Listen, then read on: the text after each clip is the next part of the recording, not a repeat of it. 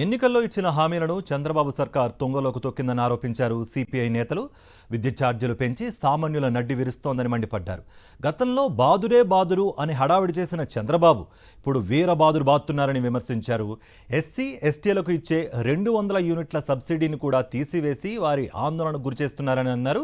వెంటనే పెంచిన విద్యుత్ ఛార్జీలను తగ్గించాలని, ఎన్నికల ముందు ఇచ్చిన మాటను నిలబెట్టుకోవాలని డిమాండ్ చేస్తున్నారు. దీనిపై మరింత సమాచారం ఏలూరు నుంచి మా ప్రతినిధి రాజు అందిస్తారు. కూటమి ప్రభుత్వం అధికారంలోకి వచ్చిన కంటే కూడా సామాన్యులపై కూడా కరెంటు ఛార్జీలు కూడా భారం మోపుతున్నారు. ఎన్నికల్లో ఇచ్చినటువంటి హామీలు కూడా తొంగలో తొక్కుతున్నారు. దీనికి సంబంధించి వామపక్షాల నాయకులు కూడా ఉన్నారు. వీరితో మాట్లాడించే ప్రయత్నం కూడా చేద్దాం.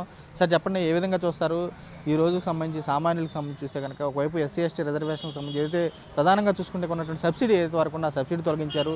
ఇప్పుడు ప్రధానంగా చూస్తే ప్రూ ఆఫ్ ఛార్జీలు సర్ఛార్జీల పేరుతో భారం మోపుతున్నారు. ఏ విధంగా చూస్తారు అసలు?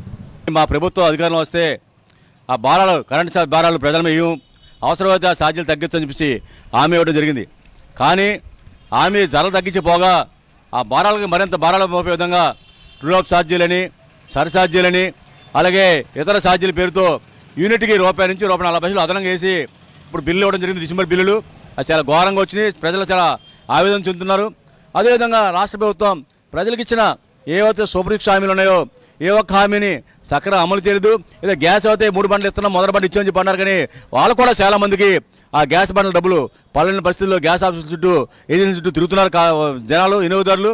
అయినప్పటికీ రాష్ట్ర ప్రభుత్వం హామీలు కేవలం ఎన్నికలు గెలవడం కోసం ఇచ్చిన హామీలు తప్ప ఎన్నికల్లో హామీలు అమలు చేయడం కోసం ఎటువంటి ప్రయత్నం చేయట్లేదు.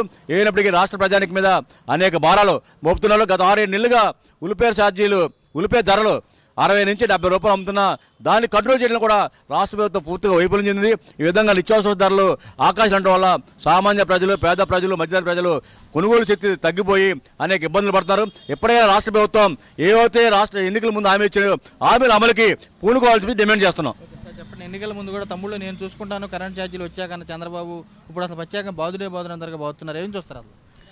ఆ రోజున వీళ్ళు తెలుగుదేశం ప్రభుత్వం తెలుగుదేశం వాళ్ళు బాదుడే బాదుడు అన్నారు. కానీ ఇప్పుడు వీరబాదుడు బాదుతున్నారు. వీళ్ళు అంతా బాగా ఛార్జీలు పెంచేసేసి ప్రజలందరికీ ఇబ్బందులు కలిగిస్తున్నారు.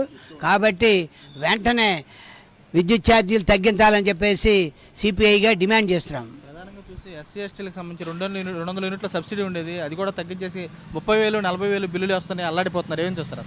అంత మోసం అండి. మోసం చేసి ఎలక్షన్లో నెగ్గడం జరిగింది. చంద్రబాబు మోసం చేశాడు. ప్రజలందరూ కూడా ఇప్పుడు తెలుసుకుంటున్నారు. అంతకుముందు తెలియలేదు. ప్రజలందరూ కూడా ఓహో చంద్రబాబు ఏదో పొడి చేస్తాడు, 6 హామీలు ఇస్తాడు అన్నారు.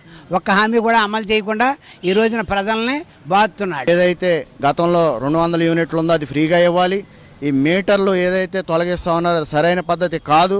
ఖచ్చితంగా వాళ్ళకి అటువంటివి ఏమైనా జరిగితే అటువంటి వాటిపైన ఉద్యమాలు, పోరాటాలు చేయడానికి కమ్యూనిస్టులుగా మేము సిద్ధంగా ఉంటామని చెప్పి వాళ్ళకి అండగా నిలబడతామని చెప్పి తెలియజేస్తా ఉన్నాం. ప్రభుత్వాలు ఈ చర్యలు మానుకుని సక్రమంగా పరిపాలన కొనసాగించాలని ప్రజారంజక పాలన డిమాండ్ చేస్తూ ఉన్నాం. చూసినాక కూటమి ప్రభుత్వ హయాంలో కూడా సామాన్యుడికి సంబంధించి కూడా చూస్తే కనుక ఒకవైపు నిత్యావసర వస్తువులు కానీ చూస్తే కనుక కరెంటు ఛార్జీలు కూడా పెనుభారంగా మారుతున్నాయి. ఇచ్చినటువంటి హామీలు తొంగలో తొక్కుతూ కూడా ప్రజలకు సంబంధించినటువంటి ఏదైతే 200 యూనిట్ల సబ్సిడీ ఉందో దాన్ని కూడా మంగళం పాడేశారు. మరోవైపు క్షేత్రస్థాయిలో చూసిన కనుక ట్రూ ఆఫ్ ఛార్జీలు, సర్ఛార్జీల పేరుతో కూడా సామాన్యుడు వెన్నువిరుస్తున్నారని చెప్పి వామపక్ష నాయకులు కూడా ఆగ్రహం వ్యక్తం చేస్తారు. పూర్తి స్థాయిలో ప్రభుత్వం ఏదైతే చంద్రబాబు నాయుడుకి సంబంధించిన కూటమి ప్రభుత్వం కూడా ఇచ్చిన హామీలు కూడా అమలుపరచాలని చెప్పి వీరు కూడా డిమాండ్ చేసే బస్సు కూడా కనబడుతుంది. విజయ్ కుమార్ రాజు, సాక్షి, వేలూరు జిల్లా నుంచి.